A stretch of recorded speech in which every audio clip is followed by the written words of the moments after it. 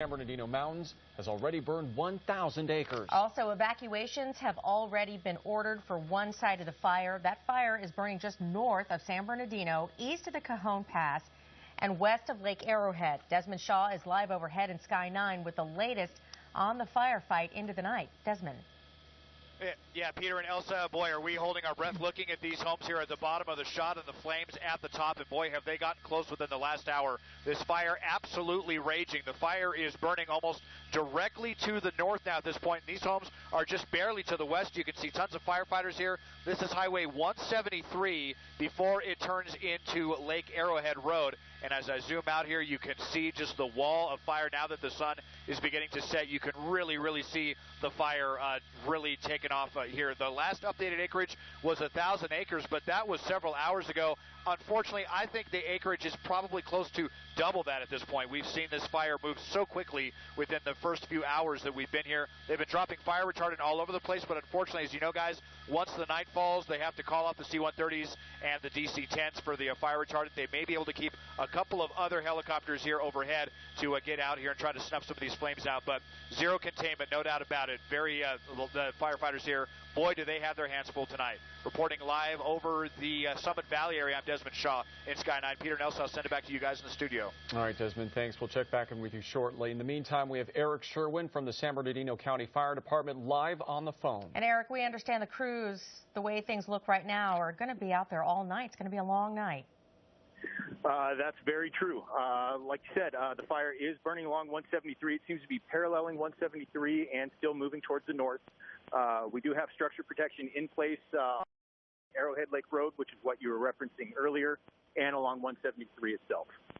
And Eric, when you say structure protection in place, what does that entail? That entails a number of resources. What you would think of are Type 1 fire engines or the regular fire engines you would see on the street. We also have assets from our gel task force out applying thermogel to these houses to protect them from the heat of the advancing flame front. Desmond pointed out, our helicopter reporter, that unfortunately you're going to lose two powerful weapons in your arsenal fighting this fire as soon as night falls, or even at this point now. The C-130s, the DC-10s have been so helpful to you fighting the fire, but now you're left with your crews on the ground and maybe some helicopters at this point? That is true, and what's nice about those fixed-wing assets is coming in, dropping that retardant, and slowing the progression of the fire, which really allows our guys on the ground, our firefighters on the ground, to get in there and construct that hand line, create that space, and start building some containment numbers. And I know it's still too early to tell, Eric, but if you could estimate, how long do you perceive this firefight is going to last? Like you said, it's hard to guesstimate on something like that, so I won't venture out there. I will tell you firefighting endeavors will extend through the night well into the next few operational periods. How many firefighters do you have out there tonight?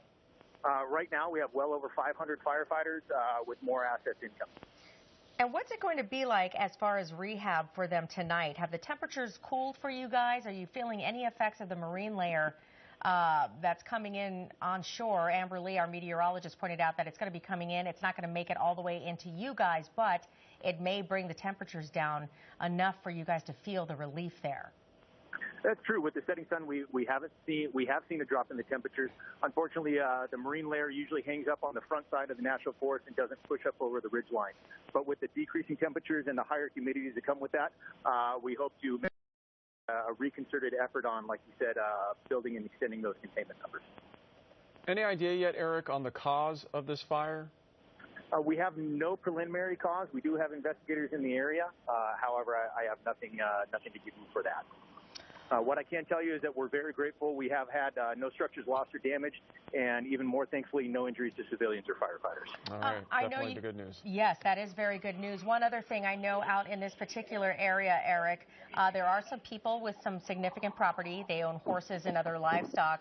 Anything you want to tell some of these people who live out in this area who may not be under any evacuation orders or warnings at this point? That's a very good point, and thank you for letting me speak to that. This is a time to reminder for those that aren't in the evacuation areas to start looking around your house and be prepared to think what you would do and what steps you would take should a wildfire threaten your property. We do ask if you're under a voluntary or especially mandatory evacuation, please go and please go early. Allow firefighters to get in there and focus their efforts on stopping the fire as opposed to rescuing citizens that may stay a little too long. All right, Eric Sherwin, live on the phone for us from the San Bernardino County Fire Department. We appreciate you speaking with us and giving us an update. Of course, we hope that your firefighters out there are safe. So thank you very much for talking to us. Let's go back up to Desmond Shaw, who is live in Sky 9 with an update on where these flames are moving. Desmond. Yeah, the flames are moving directly north, Peter. You're looking at the roadway right here where all of these firefighters are going to try to save this home.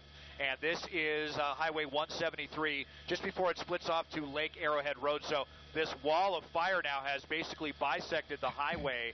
And, boy, I'm really concerned about the homes that we showed you earlier on today back in the 5 and 6 o'clock hours that had been surrounded by Phos-Chek fire retardant. But at this point, we can't even see them now behind this wall of flame.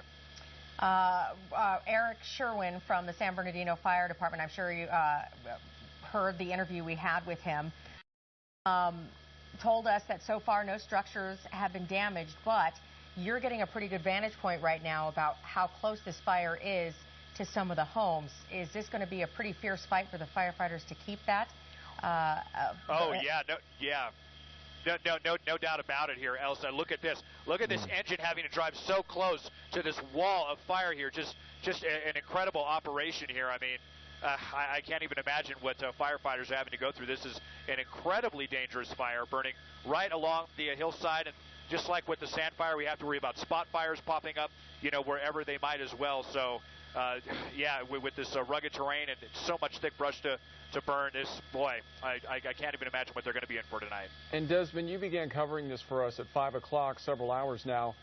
What is the change that you have seen from up above in terms of how quickly this fire is spread and where it's heading? It was really kind of contained near the ridgeline, Peter, and it's burnt down the ridgeline and now into the Summit Valley area, and that's where we're really seeing it rage. It's been moving almost exactly north. It was creeping a little to the east, but now it's almost exactly north, pretty much right in the middle of, right in between Silverwood Lake and Lake Arrowhead, running north towards the Hesperia area. All right, Desmond Shaw live for us right now in Sky 9. We're going to continue to follow this story and bring you